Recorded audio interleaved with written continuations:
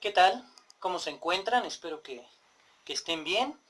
Y pues bueno, continuando con esta línea de la química orgánica, en este video ahora vamos a hablar de los grupos funcionales.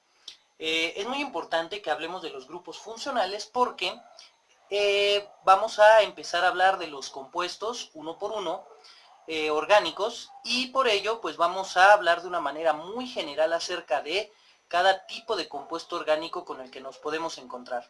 Para ello es importante definir primero lo que es un grupo funcional y posteriormente hablaremos de los tipos de grupos funcionales. Así que pasemos a la explicación. Definamos entonces lo que es un grupo funcional. Dentro de la química en general hay grupos funcionales, los cuales van a servirnos para identificar distintos tipos de compuestos. En el caso de la química orgánica, el grupo funcional va a cumplir exactamente con la misma situación, pero vamos a ver de manera más compleja la definición. Como dice aquí, un grupo funcional es un átomo o un arreglo de átomos que siempre reaccionan de una forma determinada. ¿Qué quiere decir esto? Al momento de que se forma un compuesto o estos compuestos intervienen en una reacción, los mecanismos de reacción, que como lo habíamos definido es la manera en cómo los electrones se transfieren para formar enlaces, va a ser de la misma manera. Además, es la parte de la molécula responsable de su comportamiento químico, ya que le confiere propiedades características. Esto es muy importante porque, dependiendo del grupo funcional que yo tenga, yo voy a tener un determinado tipo de compuesto. Cada uno de los compuestos va a ser englobado dentro de un determinado grupo funcional y van a tener una serie de características en común. Va a haber variaciones, pero eso va a ser en función del número de átomos de carbono, en función del acomodo molecular, pero al fin y al cabo las propiedades son semejantes. Esto es muy importante por lo siguiente: algunos o muchos compuestos orgánicos tienen más de un grupo funcional.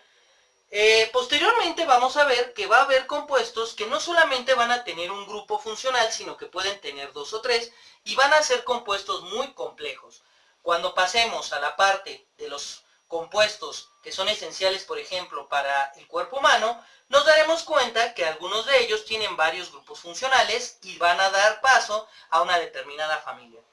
En este caso, nosotros solamente vamos a hablar de aquellos compuestos que tienen un solo grupo funcional, y va a ser la manera más sencilla para poder agrupar a los compuestos orgánicos. Pasemos entonces a explicar los principales grupos funcionales, pero como lo habíamos mencionado, cuando los compuestos tienen solo uno. En esta pequeña tabla o en este pequeño cuadro que les estoy colocando, vamos a tener 5 parámetros para poder hablar de los grupos funcionales. Ahorita no nos vamos a meter en la parte de la nomenclatura porque cada uno de estos compuestos lo veremos de manera individual y ahí hablaremos de cómo se nombran, también de cómo se escribe la fórmula, etc. Ahorita lo importante y en lo que me interesa que se fijen es en los distintos tipos de grupos funcionales para poder identificar los tipos de compuestos.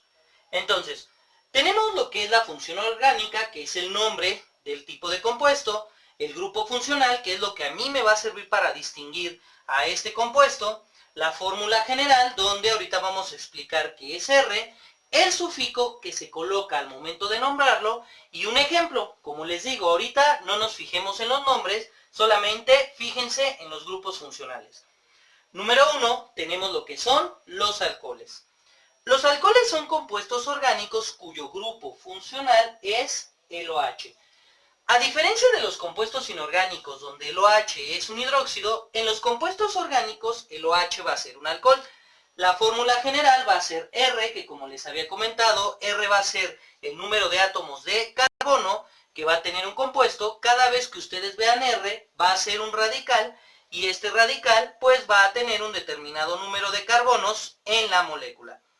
Es la manera en cómo se representa. Entonces yo voy a tener R, que es el número de carbonos, y en uno de los extremos, o inclusive en alguno de los carbonos del medio, va a haber un OH. El sufijo con el cual lo vamos a nombrar es el ol. Cada vez que pongamos nosotros los prefijos dependiendo del número de carbonos, al final le vamos a poner la terminación ol. Un ejemplo de esto es CH3OH. Si ustedes observan, el CH3 va a ser el radical, un carbono, Y posteriormente veremos que cuando tengo un carbono se le pone el prefijo met o meta y verán que es meta-metanol. Otra manera de nombrar a los alcoholes va a ser el alcohol metílico. Recuerden, el met o el meta va a ser 1. Pero como les digo, posteriormente veremos eso. Número 2, vamos a tener a lo que son los aldehídos. Los aldehídos van a tener un carbono, un oxígeno y un hidrógeno. Si ustedes observan, tengo las 4 ligaduras del carbono, 2 van a estar conectadas con oxígeno, una con un hidrógeno y la otra puede estar conectada con un carbono o varios carbonos, que es el radical, o inclusive con un hidrógeno más. La fórmula general va a ser RCHO y el sufijo va a ser el sufijo al. Un ejemplo de esto es, vean, aquí yo tengo un carbono y este carbono está conectado con un hidrógeno, con otro hidrógeno y un oxígeno. Como solamente tengo un carbono, vuelvo a poner el prefijo meta y sería aquí metanal. ¿Por qué? Porque la terminación al me indica que es un aldehído. Número 3, vamos a tener lo que son las aminas. Las aminas son compuestos donde hay presencia de hidrógeno. El grupo funcional va a ser NH2 y este NH2 va a estar conectado con un radical, un determinado número de átomos de carbono, y les vamos a poner el sufijo amina. Un ejemplo de esto es, yo tengo una vez más un CH3, tengo un carbón, y vean, aquí se va a llamar metil, que posteriormente veremos la cuestión de los radicales, como es 1, metil, y de este lado tengo la amina, que va a ser el sufijo. En el caso de las aminas va a ser muy interesante porque este nitrógeno puede sustituir a estos dos hidrógenos por otros radicales y entonces vamos a tener aminas primarias, secundarias y terciarias, pero eso lo veremos cuando tratemos del tema. Y tenemos lo que son las amidas, que las amidas van a ser con grupo funcional un carbono unido a un oxígeno y unido a un nitrógeno, y el nitrógeno a su vez va a estar unido con dos hidrógenos. Tendremos un radical y este radical estará conectado con el grupo funcional y la terminación ahora va a ser amida. Si ustedes observan en el ejemplo, ahora yo tengo un carbono aquí y tengo otro carbono acá. Al tener dos, yo voy a ponerle el prefijo et, que et significa de dos, y será etano, eso como lo comento lo veremos después, y la terminación amida. Continuamos ahora con los ácidos carboxílicos. Los ácidos carboxílicos van a ser aquellos donde el carbono va a estar unido con un oxígeno, pero de este lado van a estar unidos con un OH. Es decir, de un lado va a estar el radical o el número de átomos de carbono, y del otro lado va a estar el carbono unido a un oxígeno por un lado y por otro lado a un OH. Para poderlos nombrar, primero vamos a poner la palabra ácido, que va a ser un prefijo, luego pondremos el determinado prefijo dependiendo del número de carbonos, y al final ponemos la palabra oico.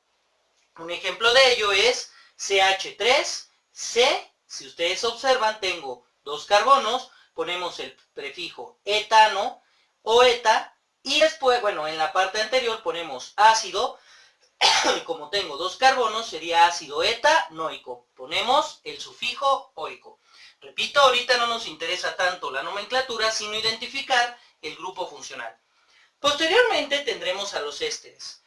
Los ésteres van a ser aquellos compuestos donde este carbono va a estar unido con dos oxígenos, pero este carbono estará unido de un lado con un radical, mientras que este oxígeno se va a unir a otro radical.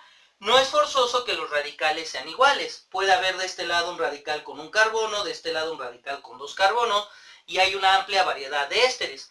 De hecho, para nombrarlos, a uno de los radicales del lado izquierdo le vamos a poner la terminación ato, después vamos a poner de, la preposición, y después a este radical le vamos a poner el prefijo dependiendo del número de carbonos, y al final la terminación hilo.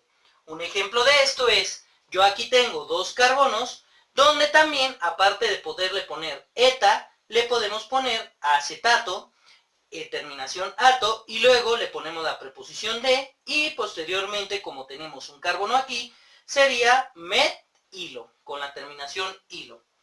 Bueno, en este caso, así se nombrarían los ésteres. Posteriormente tendremos a los éteres. Los éteres va a ser un oxígeno, el cual va a estar unido de un lado de un radical y del otro lado con otro radical. Es decir, va a haber un oxígeno dentro de la molécula. Aquí, ¿cómo los vamos a nombrar? A los radicales, dependiendo de lo que yo tenga, número de carbonos, le voy a poner las prefijos, correspondientes, y después vamos a ponerle la terminación il, porque son radicales, y al final vamos a poner la palabra éter. Por ejemplo, si ustedes observan, yo tengo aquí un carbono, de este lado un carbono, como tengo dos met o metil, le voy a poner el prefijo di, y después la terminación éter. Repito, ahorita la nomenclatura no nos interesa. Después vamos con las cetonas. Las cetonas va a ser aquel donde el carbono va a estar unido a un oxígeno y, en este caso, este carbono pues va a estar unido a un radical y este mismo carbono va a estar unido a otro radical. Entonces yo voy a tener un radical de un lado y del otro y en medio este carbono va a estar unido a un oxígeno y el sufijo va a ser la terminación ona. Es interesante porque en el caso de las cetonas, pues, dependiendo de los radicales que tenga o el número de carbonos, yo voy a poner el nombre. Si ustedes observan, yo tengo 3 carbonos de este lado y el prefijo para 3 carbonos es prop y en este caso sería propanona. ¿Por qué propanona? Porque al final tenemos que poner la terminación de las cetonas. Y finalmente tenemos lo que son los halogenuros de alquilo, que recordemos que los halógenos son los compuestos del grupo 7A, es decir, el cloro, el bromo, el yodo, y en este caso podemos agregar al azufre, que aunque no sea un halógeno, se inmiscuye en esta parte, y tenemos también al flúor. Y entonces, estos halogenuros, el grupo funcional va a ser X, y un radical va a estar unido a una determinada X. Aquí, ¿cómo los vamos a nombrar? Pues primero a estos no metales, que puede ser cualquiera de estos, les vamos a poner la terminación uro, y después vamos a poner la preposición de, y dependiendo del número de carbonos, vamos a poner el prefijo met, et, etcétera, etcétera, y al final la terminación ilo, como lo vemos aquí. Yo tengo aquí al cloro, el cloro sería cloruro, terminación uro, y después, como tengo un carbono, sería met, y la terminación hilo. Si ustedes observan entonces, bueno, tenemos a los principales grupos funcionales y de aquí ya puede haber varias combinaciones con distintos grupos funcionales, lo que va a dar una amplia gama de compuestos, pero como lo mencionamos en secciones anteriores, primero vamos a ver uno por uno para poder entender la naturaleza de los compuestos. Una vez que hemos visto los distintos grupos funcionales y que pudimos observar que hay distintos elementos que se pueden unir al carbono, vamos ahora a retrocedernos porque para poder entender la química orgánica y la formación de los compuestos, tenemos que hablar primero de los compuestos esenciales que están hechos, solamente de carbono e hidrógeno. A estos se les van a llamar los hidrocarburos. En los siguientes videos vamos a empezar a hablar de los hidrocarburos, que van a ser aquellos compuestos que van a estar hechos exclusivamente de carbono e hidrógeno. Estos hidrocarburos, por lo general, se encuentran muchos de ellos en el petróleo y algunos otros se pueden formar a partir de distintas reacciones o también se encuentran en otros componentes de la naturaleza. Los hidrocarburos se pueden dividir en alifáticos y dentro de los alifáticos vamos a tener a lo que son los alcanos o parafinas, los alquenos u olefinas o alquinos o acetilenos. Estos tipos de compuestos son esenciales para poder entender la química orgánica, ya que cada uno de ellos va a tener un tipo de ligadura entre carbono y carbono. Los alcanos tienen enlaces simples o, como lo vimos en un video anterior, hibridaciones sp3. Los alquenos en algunos de sus enlaces van a tener una doble ligadura o una hibridación sp2 y los alquinos van a tener alguna triple ligadura o una hibridación sp. Conforme vayamos viendo cada uno de ellos, vamos a explicar por qué estas ligaduras son esenciales para sus propiedades y características. Y vamos a tener otro grupo que va a ser muy importante dentro de la química orgánica, que son los aromáticos. Los aromáticos están hechos a partir de una molécula a la cual le vamos a llamar el benceno. El benceno, cuya fórmula condensada es C6H5, va a constituir una amplia familia que van a ser los hidrocarburos aromáticos y que este va a ser el grupo funcional como tal, es decir, es un hidrocarburo cíclico, el cual está hecho de 6 carbonos e hidrógenos. Lo interesante del benceno, y como lo veremos posteriormente, es que cada uno de estos tiene una doble ligadura y esa doble ligadura hace que se recorra cíclicamente y se puede simbolizar de esta manera. Bueno, ya lo veremos a más detalle.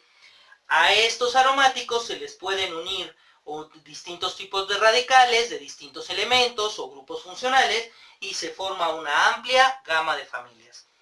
De manera general, estos serían los tipos de grupos funcionales con los que se van a empezar a trabajar. Como pudimos observar, existen distintos grupos funcionales y eso da como consecuencia una amplia gama de compuestos orgánicos.